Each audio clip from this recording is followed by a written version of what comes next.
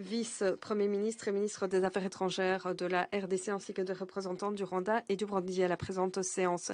Nous remercions Madame Keita et les autres intervenants pour leur déclaration. Cela fait déjà un certain temps que le gouvernement congolais a engagé des réformes dans des domaines clés et amélioré sa gouvernance, ce qui dope la croissance économique, contribue à la préparation des élections de 2023 et à la démobilisation des forces armées. Il est important de le souligner. Mais la situation sur le plan de la sécurité dans l'est du pays ne s'est pas améliorée alors que le M23 mène des attaques contre les FARDC, ce qui fait de nombreuses victimes et de nombreux déplacés et accentue la crise humanitaire et également assombrit les perspectives de développement régional. Il est important de désamorcer cette situation et de rétablir la stabilité le plus rapidement. Tous les groupes armés, y compris le M23, devraient cesser immédiatement les hostilités, rendre leurs armes sans condition, se retirer de leur position et s'engager dans le dialogue et le processus de DDR. Les pays de la région doivent respecter les intérêts et les préoccupations mutuelles de tout un chacun et œuvrer au dialogue et aux consultations et éliminer les menaces à la sécurité en prenant des mesures conjointe. Les dirigeants de l'Angola, du Kenya, du Burundi, entre autres, par leurs efforts de bons offices et de médiation, ont promu le dialogue entre les pays de la région, ce qui a permis notamment d'apaiser les tensions dans la zone. Le mini-sommet sur la paix et la sécurité dans l'est de la RDC s'est accompagné d'un calendrier de retrait du M23 des zones occupées. Et le troisième dialogue intercongolais dans le cadre du processus de Nairobi a permis au groupe armé de nouer un dialogue politique. Toutes ces initiatives régionales ont contribué grandement à désamorcer la situation et méritent d'être soulignées. Nous attendons avec intérêt que les résultats de ces réunion se matérialise.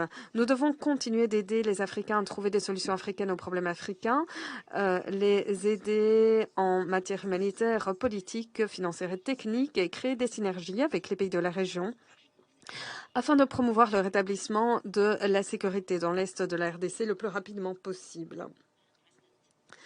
Madame la Présidente, selon diverses informations, les groupes armés, à l'instar du M23, détiennent des armes plus sophistiquées que les FARDC.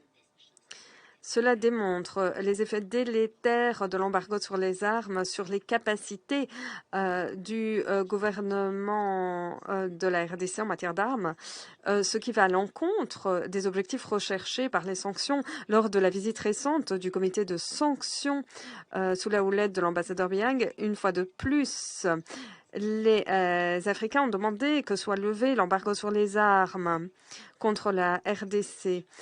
Nous allons appuyer le renouvellement du mandat de la MONUSCO et les négociations, et nous souhaiterions que soit levée la nécessité de notification pour ce qui est des restrictions des armes concernant le gouvernement de la RDC. Sous la houlette de Mme Keita, la MONUSCO s'est heurtée à de grands défis, a joué un grand rôle dans le maintien de la paix et de la sécurité. Nous louons ces efforts.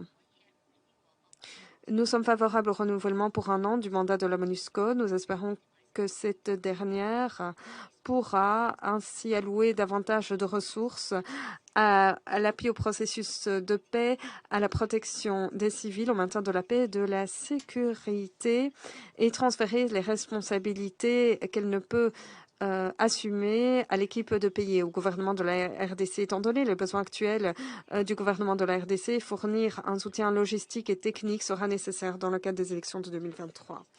La Chine encourage la MONUSCO à continuer de renforcer la communication avec le gouvernement congolais et cela en garantissant la confiance, l'entente et créant des conditions propices. aux tâches de la MONUSCO. Nous espérons également que le gouvernement de la RDC garantira la sécurité des casques bleus dans le cadre d'adoption de nouvelles mesures. À l'heure actuelle, la MONUSCO a pu se retirer du Kasaï et du Tanganyika. Nous espérons que la MONUSCO pourra tirer parti de ces réussites, continuera de communiquer avec le gouvernement de la RDC, respectera ses opinions et prévoira des paramètres pour un retrait ordonné, responsable.